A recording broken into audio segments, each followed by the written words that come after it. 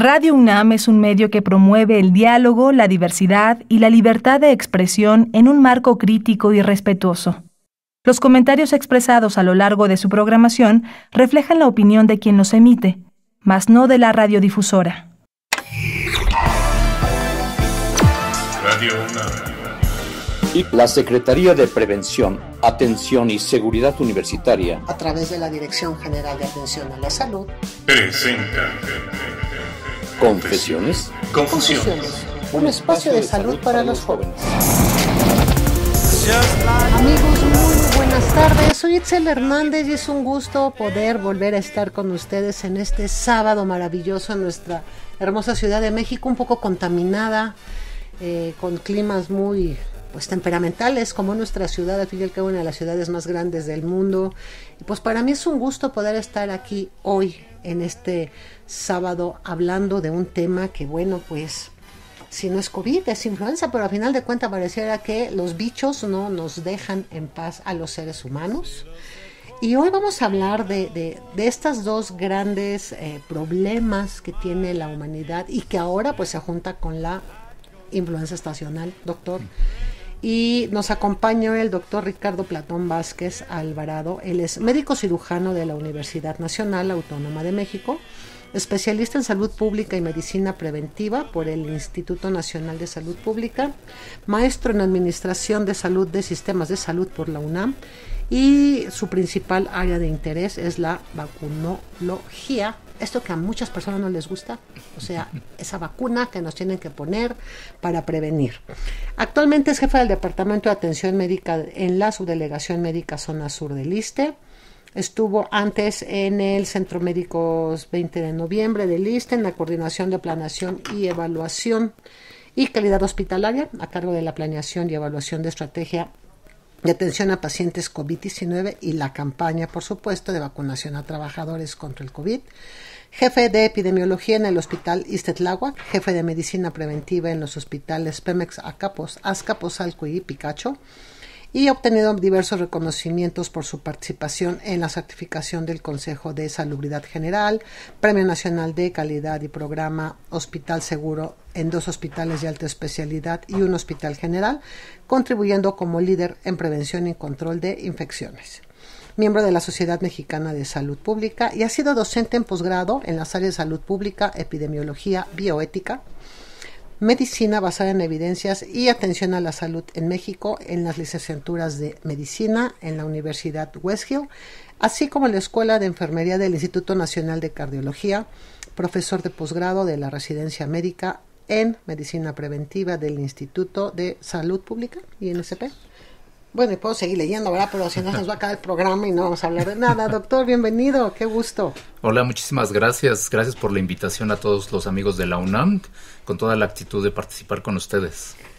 Pues es que creo que tenemos que ampliar horizontes y tenemos que ampliar estos espacios para que pues la gente, los radioescuchas que nos están en este momento oyendo, pues sepan, ¿no? Que tenemos siempre personas de alta calidad que nos pueden venir a hablar de diversos temas.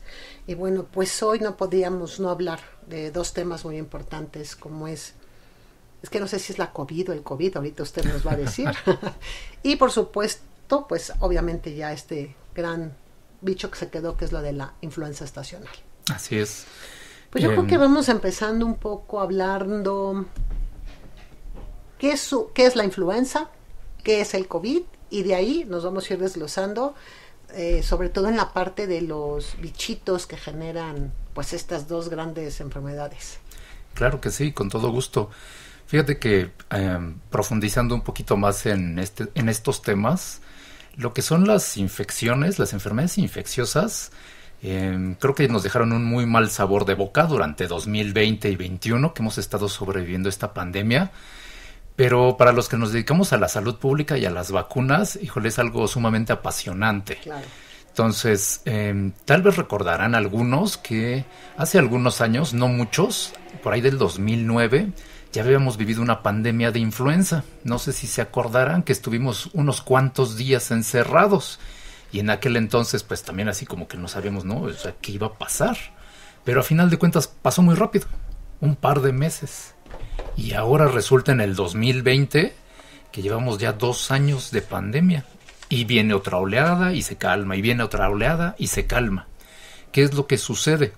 Enfermedades como la influenza, como el COVID-19, son virus que, como todo ser vivo, ellos buscan su supervivencia. Tenemos antecedentes de hace más de 100 años de lo que fue la famosa influenza española, que arrasó con Europa y gran parte del mundo. Y así como que lo veíamos muy, muy lejano, ¿no? Como que en la historia, algo que ya, bueno, eso ya pasó, no va a volver a pasar. Y ¡pum! Resulta que otra vez regresó. Híjole, bueno, ya, lo sobrevivimos en 2009. Esa fue influenza. ¿Qué sucede con estos virus? Como les decía, ellos buscan sobrevivir, entonces se van adaptando. Influenza en particular tiene cambios dentro de su genoma, de su material genético, que lo van haciendo diferente. Y diferente, por decirlo así en palabras coloquiales, los virus tienen su capsulita y en la parte de afuera de su cápsula tienen lo que nosotros conocemos como antígenos, o que son estas antenitas, estas patitas con las cuales se conectan con nuestras células y entran a ellas. Enchufan, digamos. Se enchufan, exactamente. ¿Qué es lo que sucede? Que ellos van haciendo estos cambios, pum, pum, pum, pum, para que ya el cuerpo que los conocía ahora no los conozca. Ahora, aprovechando Día de Muertos, Halloween, pues traían una máscara y ahora llegan con otra. Y el cuerpo ahora los ve diferente y dicen, no, este no es. Bueno, vamos viendo si es malo o bueno. Pero mientras, ya se metió. Ya está adentro. Influenza en particular tiene una gran capacidad de mutación. La influenza. Sí, influenza. De tal manera que la que conocemos mucho es la famosa H1N1, que fue la que nos fue terrible en el 2009. Y que ahora, a raíz de esa, cada año procuramos realizar las campañas de vacunación, año con año, con año, con año. Nuestro refuerzo siempre, antes de que empiece el invierno, entre octubre y noviembre, es cuando recomendamos esa protección, esa vacunación, porque tiene un gran potencial de mutación.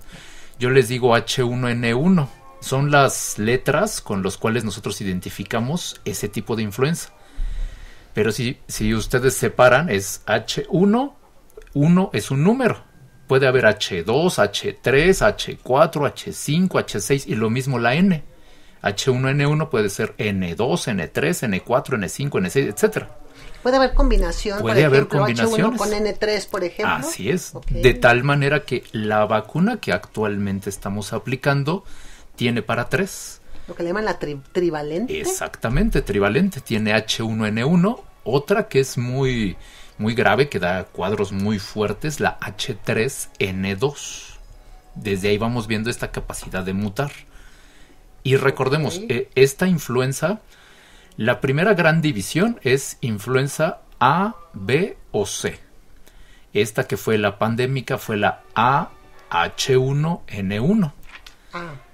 Exacto. Entonces, tenemos la AH1N1, la AH3N2 y nuestra vacuna también incluye una de la influenza tipo B. De tal manera que ya con estudios epidemiológicos se ha visto que son las que provocan cuadros más graves o las que son más contagiosas. Eso es a nivel respiratorio, entonces por lo que entiendo es un virus que digamos que su función, por así llamarlo, ¿no? Es atacar las células del sistema respiratorio. Así es. Qué bueno que comentas eso. Y de aquí, aunque vamos hablando a la par, influenza, COVID, te digo, esto es bien apasionante para nosotros los que nos dedicamos a esto. Ya uno se pasa del otro lado y es medio terrorífico para el paciente. Pero claro, siempre es bueno saberlo. Nosotros hablamos siempre de lo que es el mecanismo de transmisión. Porque dependiendo del mecanismo de transmisión es como yo me voy a proteger del virus. Como bien dijiste, ataca el sistema respiratorio. Entonces, ¿por dónde sale? Siempre va a salir por las gotitas de saliva. Por ahí va a volar este virus. ¿Cuánto alcanzan a volar estas gotitas de saliva? 1,5 metros, máximo 2 metros. De ahí esta famosa frase de la sana distancia. Porque yo hablando, si tuviera la infección, No vuela más allá de 2 metros una gotita normalmente, salvo que yo tosa o estornude, ahí sí tiene una capacidad de volar más lejos. De ahí la gran importancia del uso del cubrebocas en cualquier persona que perciba síntomas respiratorios, para que ahí se quede atrapado el virus. Esa es la parte clave. Entonces, influenza, síntomas en gran medida respiratorios. Hay algunos síntomas que nos orientan para pensar que sí es más influenza, en particular un dolor de cabeza muy intenso de rápida aparición. Esa es la influenza. Esa es la influenza. Pero cosa muy curiosa, cuando empezamos con este problema del COVID-19, el SARS-CoV-2, me voy a regresar un poquito a la historia. Habíamos platicado que en 2009 tuvimos este evento de la influenza, pero también pocos recordamos que en 2012, 2013, más o menos en esas fechas, hubo una alerta por una enfermedad, SARS-CoV-1, o el SARS, decían en ese entonces, que así como que pasó muy, muy desapercibido. Después hubo otro que le decían el MERS. Todos esos son primos de la familia del coronavirus, que de repente tiene esta capacidad de mutar, pero no era tan contagioso, no se quedaba tanto en las gotitas de saliva, no volaba tanto, o la persona era afectada muy rápido, de tal manera que pues, si uno se enferma rápido, pues luego se aísla, lo hospitalizan. ¿Cuál es el éxito en los virus? No ser tan grave. O sea que la enfermedad, como el resfriado común, ese virus pues lleva toda la historia de la humanidad porque no da cuadros graves. Un catarrito, moquito, no pasa nada, no nos preocupamos. Pero ¿qué pasó ahora con COVID? Creíamos primero que el problema era respiratorio, pero ya con el tiempo atendiendo a los pacientes, nos dimos cuenta que el problema más que respiratorio es inflamatorio en general. O sea, influenza sí se va directo al pulmón, pero COVID se disemina en todo el cuerpo. Inflama el pulmón, inflama las venas, las arterias, inflama el cerebro, o sea, se dirige a todo el cuerpo. Wow, es fuertísimo. Y no solo el virus. El virus tiene una fase inicial donde ataca, pero después el cuerpo genera dentro de los mecanismos de defensa un ataque, así, se va contra el virus, pero algo sucede ahí, como que se genera un poquito de confusión en el sistema inmune, que se genera una respuesta exagerada. Entonces es como dice el dicho, ¿no? Querer matar una mosca a cañonazos. Claro. ¿Qué pasa? Pues acabas con la casa completa. Y el virus de mosca ahí sigue. Y ahí sigue. Entonces hay personas que se genera una respuesta inflamatoria, una respuesta de defensa exagerada. Y esa respuesta que nosotros conocemos técnicamente como tormenta de citocinas, de ahí pasa a una fase donde el pulmón no nada más se inflama, se cicatriza como si tuviera una herida, se fibrosa. Ese es el daño grave del COVID. Fibrosis pulmonar. La fibrosis pulmonar, que es ya después de que el cuerpo ya se deshizo del virus. El virus ya no está haciendo daño. Es la inflamación que provocó en el cuerpo. Podemos llamar que queda como una cicatriz, Sí. así como la piel, ¿no? Exacto. Cuando tenemos una herida fuerte y nos llevamos las capas, ¿no? De la piel. Acá sucede lo mismo con el pulmón, por ejemplo. Exactamente. Y puede ser el pulmón, puede ser el corazón a nivel cerebral. O sea, queda ahí. Queda ahí porque ya es una cicatriz, como justo acabas de comentar, ya no se quita. ¿Se activa, doctor? ¿O ya una vez que me dio y tengo estas características, por ejemplo, de que a lo mejor me diagnostican fibrosis pulmonar por haber tenido COVID, el virus ya una vez que entró y ya hizo todo su estrago, muere? Sí. Ya no se vuelve a activar. Ya no se vuelve a activar. O sea, es tal la respuesta del cuerpo que acaba con el virus. Ok. Sin embargo, esta inflamación que sigue Se queda.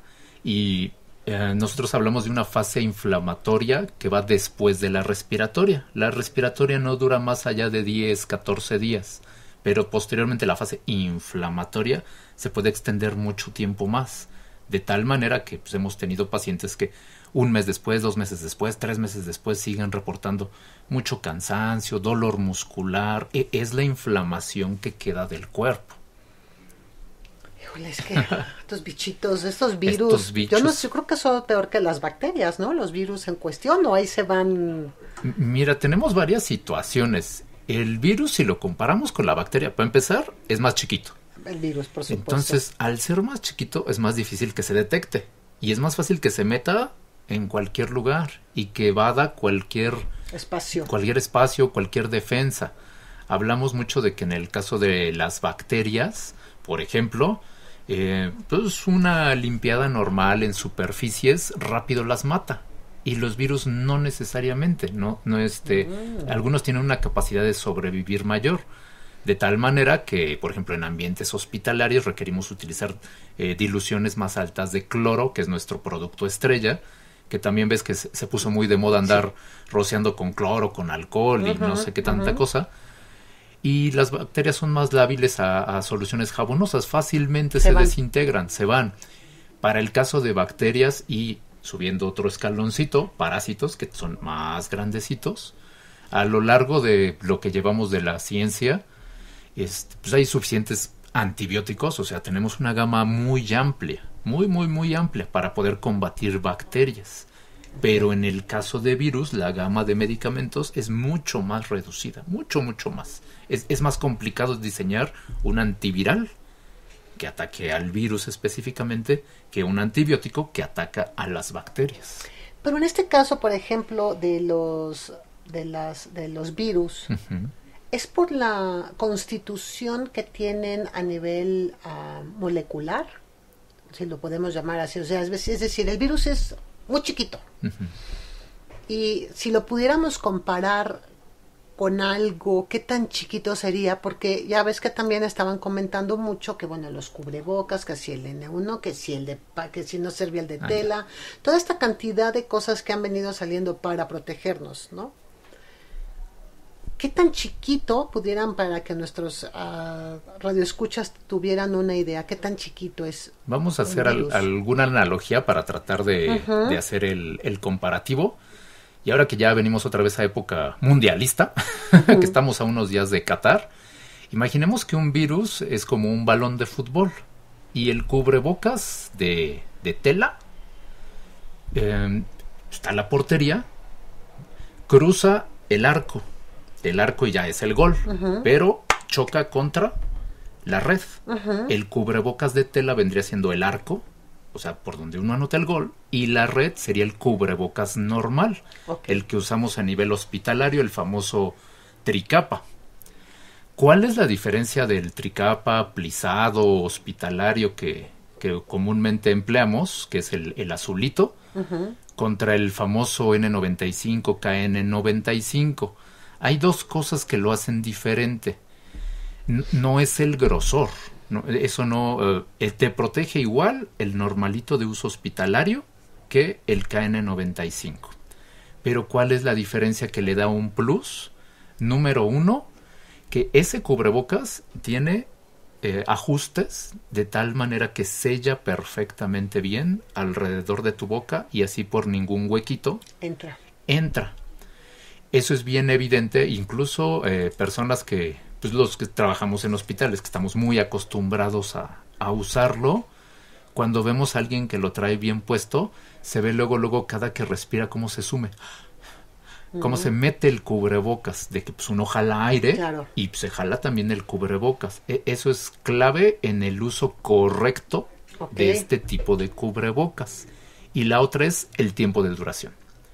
Un cubrebocas normalito, tricapa, por así llamarlo, te dura más o menos, dependiendo la actividad que estés haciendo, de 4 a 8 horas. Si tú estás respirando agitadamente, se reduce la duración. Si estás tosiendo, estornudando, se reduce la duración. Si estás tranquilamente platicando, estás en tu casa, en tu oficina, en un lugar donde no estás ni haciendo actividad física ni hablando mucho, tranquilamente te dura 8 horas de uso continuo, tranquilamente. El KN95 o N95 dura hasta 40 horas de uso continuo. De uso continuo. Son las únicas diferencias. Aprovechando, me gustaría también dejar un mensaje para el auditorio. Se puso muy de moda también un tipo de cubrebocas que a un costado tienen como una valvulita. ¿Qué creen que pasa con esa valvulita? Pues si uno tose, por esa válvula sale. Entonces, si yo estoy enfermo, de todas maneras, por ahí va a salir el virus. No recomendamos el uso de este tipo de cubrebocas. Sí es más cómodo porque al tener la válvula entra y sale mejor el aire, pero ya no está cumpliendo la función que buscamos. Proteger, exacto. Si yo uso un cubrebocas de tela, el virus va a atravesar tranquilamente por ahí. Porque el de tela solo está diseñado de forma artística, digamos, para dar una imagen. Uh-huh. Los tricapa, al tener estas 3 capas por ahí, detienen completito el paso de cualquier virus. No pasa. Eso sí, no pasa nada, eso está comprobadísimo. Independientemente de que sea tricapa o que sea de alta eficiencia KN95, N95. Ok, pues fíjense que esto es muy interesante porque algo que tenemos que seguir mencionando, no solo porque entra la influenza estacional, como le llaman, como se le conoce, pues es que el COVID todavía no ha salido de nuestras vidas. Obviamente no es el mismo que entró cuando empezó la pandemia, también ha ido cambiando y ahorita lo vamos a platicar, doctor, también para que la gente lo vaya entendiendo, ¿no? Porque pareciera ser que como aparentemente ya no es tan mortal como el primero, pues creo que se ha bajado mucho la cuestión de la protección. Sí. Y más ahorita que tenemos que estar en un proceso de cuidado porque bajan las temperaturas. Hay gente que somos muy vulnerables a los cambios de temperaturas, entonces, bueno, en mi caso soy asmática, entonces hay que estarse cuidando más. En el caso de los niños pequeños, en el caso de las personas que ya están de la tercera edad, ¿no? Entonces, con ellos hay que tener mucho más precaución para que justamente no tengan un problema respiratorio, porque también son los más vulnerables, por supuesto, ¿no? Entonces, obviamente aquí lo que queremos es que se sigan usando el cubrebocas, por favor, sobre todo si van a espacios muy concurridos. Todavía, yo ya veo yo voy luego a lugares y veo que la gente, unos andan sin cubrebocas, otros andan con cubrebocas, entonces ya como que otra vez se bajó. No por el hecho de que el virus no esté tan fuerte, por llamarlo de alguna manera, y que nos afecte tanto como el la primera cepa, si lo podemos llamar así, pues sigue. Y la OMS lo dijo, todavía no acabamos, todavía está el bicho, así que les recomendamos que sigan con los mismos procesos de seguridad, cubrebocas, lavado de manos, gel, alcohol, o incluso hasta una botellita, a lo mejor es con esparcidor, que nos pongamos tantito cloro, ¿no? Entonces, siempre como este proceso de estarnos cuidando, sí, para que esto no sea, pues nuevamente otro pico, que no sé si lo vayamos a tener, muy probablemente. Muy probablemente. Qué bueno que comentas eso. Y voy a hacer un pequeño paréntesis. Todos quisiéramos, dentro del área médica, dentro de los que nos dedicamos a la salud pública, a la vacunología, el éxito para nosotros es eliminar y erradicar los virus. Ese es el éxito para nosotros. Pero aún tenemos muy poquitos ejemplos. Pero creo que son sustanciosos. Uno muy clave, que ahorita ya también se está poniendo de moda, la viruela. La viruela esa, no hemos tenido casos, se considera es así como erradicada, la viruela pura, por así llamarla, la cual, si nos vamos un poquito a la historia, fue la que diezmó nuestra población de las Américas, cuando fue este encuentro de culturas. Uh-huh. Una enfermedad sumamente grave en su momento, pero que se logró erradicar. Enfermedades como el sarampión, que se logró la eliminación, o sea, no se acabó en todo el mundo, ya había poquitos casos y prácticamente ya quedaba como anecdótica gracias a los programas de vacunación. Sin embargo, para lo que es el caso de influenza, para lo que es actualmente el caso de COVID, por esta capacidad de mutación que tienen estos virus en particular, no ha sido posible todavía aproximarnos ni a la eliminación ni a la erradicación. Todavía estamos algo lejos. Depende mucho de esta capacidad de mutación del virus. Tan es así que, por ejemplo, lo que era la polio también. Uh-huh. La polio, que ya se considera como eliminada en ciertas zonas, todavía no a nivel mundial. La vacuna que aplicábamos, las famosas gotitas, esa tenía para tres variantes del poliovirus. Uh-huh. Nada más. Y ya con eso teníamos suficiente. Ahora, como yo te decía, esta capacidad de mutar tanto de influenza, que puede ser la H1N1, N2, N3, N4, uh-huh, todas las que quieras, y a su vez, dentro de esas variantes. En el caso de COVID, veíamos que comenzábamos que que la Delta y que ahora la Omicron, y ya no sabíamos ni en qué le traíamos, pero esa es como que la variante grande, por así decirlo. Cada una de esas va teniendo variaciones pequeñitas. Y este es lo que te decía que es el éxito de un buen virus. Ir cambiando, ir mutando para poderse seguir propagando. El virus, a diferencia de las bacterias, necesita meterse a las células para poderse multiplicar y seguir vivo, por así decirlo. Las bacterias nada más entran y utilizan parte de lo que encuentran en nuestro cuerpo para alimentarse. Pero el virus sí a fuerzas tiene que entrar. Al núcleo de la célula. Así es correcto. Y utiliza los componentes de la célula para multiplicarse. Tan es así que me regreso al ejemplo del resfriado común. Ese es un virus súper exitoso. Sigue y seguirá mientras esté la humanidad. ¿Qué esperamos nosotros? Que gracias al desarrollo de las vacunas enfocadas a las variantes más graves, nosotros ya podemos convivir con esta influenza, con este COVID-19 de forma rutinaria, nosotros le decimos endémica, y esperar cada temporada invernal un nuevo ascenso. Nosotros comentamos mucho que las epidemias o los contagios, más que cuestión médica o de infectología o así, tienen una dinámica social. El contagio es algo social, porque si tú todos los días para ir a trabajar tienes que llegar, me han contado, a Metro Pantitlán, y de ahí está llenísimo y se ven ríos y ríos de gente, y de ahí te vas en el metro y en el camión y vas tosiendo y estornudando sin cubrebocas. No, bueno. Los cientos y miles de personas que van contigo se van a contagiar. Por supuesto. ¿Qué pasa en época invernal?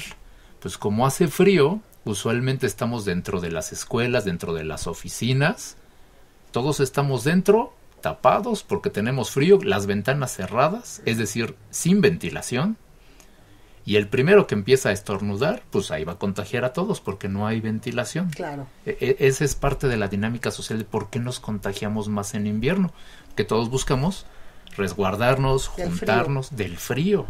Entonces ahí es donde atacan más las infecciones respiratorias. Es muy curioso. Tú los invitabas a todos a mantener el uso del alcohol gel, la higiene de manos. Sí te puedo decir que en los hospitales identificamos no solo que bajaron las infecciones respiratorias, sino también las diarreas. Claro. Y a partir de enero febrero de este año, me llamaba mucho la atención, comenzamos a recibir muchos casos de enfermedades diarreicas en el hospital y también de hepatitis, que también se contagia por alimentos contaminados. No es casualidad. Claro. Antes uno iba a los tacos y estaba el plástico que protegía la comida y el taquero con guantes y cubrebocas.